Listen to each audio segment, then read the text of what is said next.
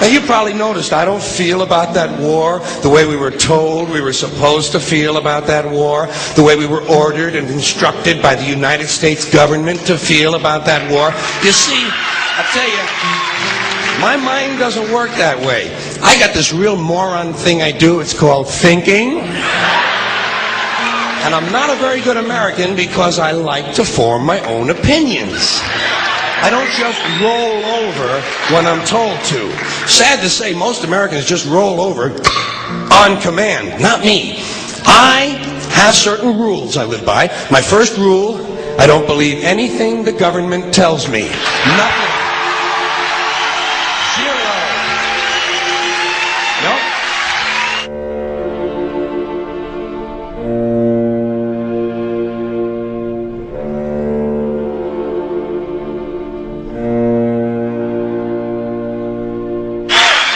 And I don't take very seriously the media or the press in this country, who in the case of the Persian Gulf War were nothing more than unpaid employees of the Department of Defense, and who most of the time function as kind of an unofficial public relations agency for the United States government.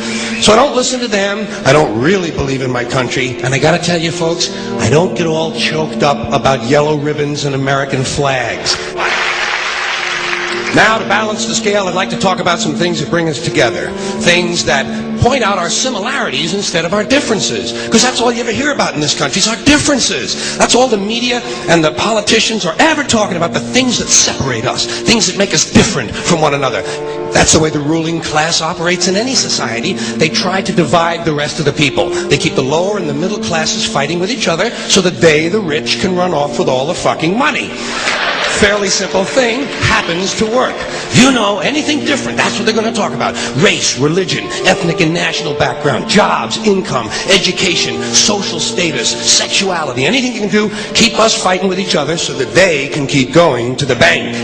You know how I describe the economic and social classes in this country? The upper class keeps all of the money, pays none of the taxes.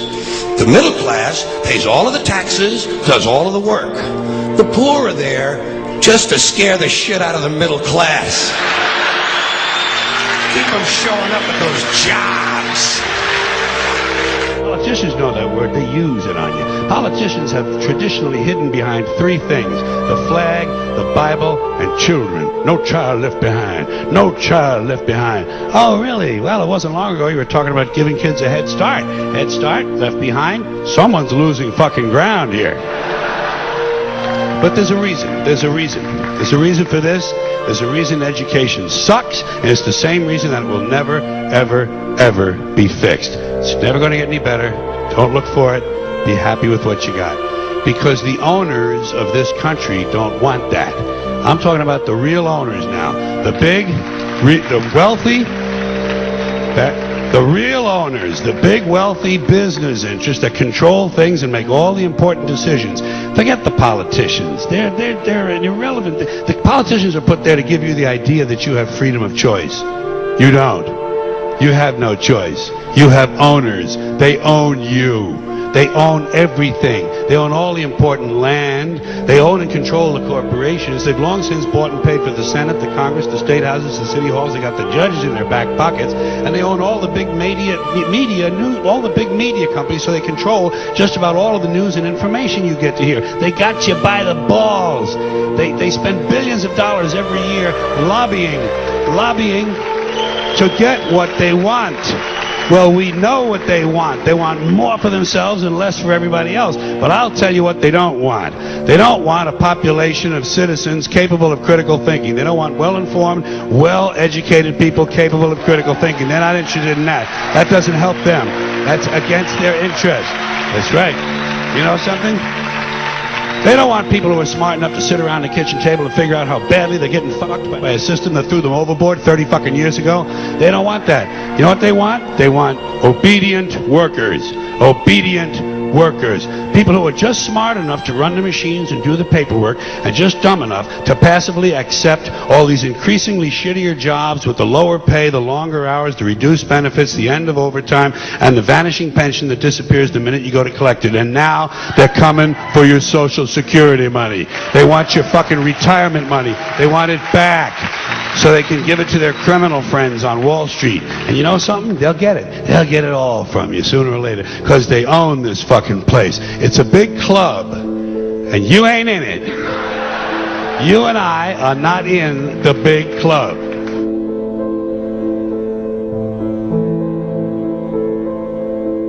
The greatest form of control is where you think you're free when you're being fundamentally manipulated and dictated to. One form of dictatorship is being in a prison cell and you can see the bars and touch them. The other one is sitting in a prison cell but you can't see the bar, you think you're free. What the human race is suffering from is mass hypnosis. We are being hypnotized by people like this. Newsreaders, politicians, teachers, lecturers. We are in a country and in a world that is being run by unbelievably sick people. The chasm between what we're told is going on and what is really going on is absolutely enormous. The greatest hypnotist on planet Earth is a oblong box in the corner of the room. It is constantly telling us what to believe is real. Historically, the control and manipulation of political opinion has been the Freemasons' main weapon in gaining control of countries and states. Once in control of the rulers and politicians of a country, laws and political structures could be changed in accordance with their agenda.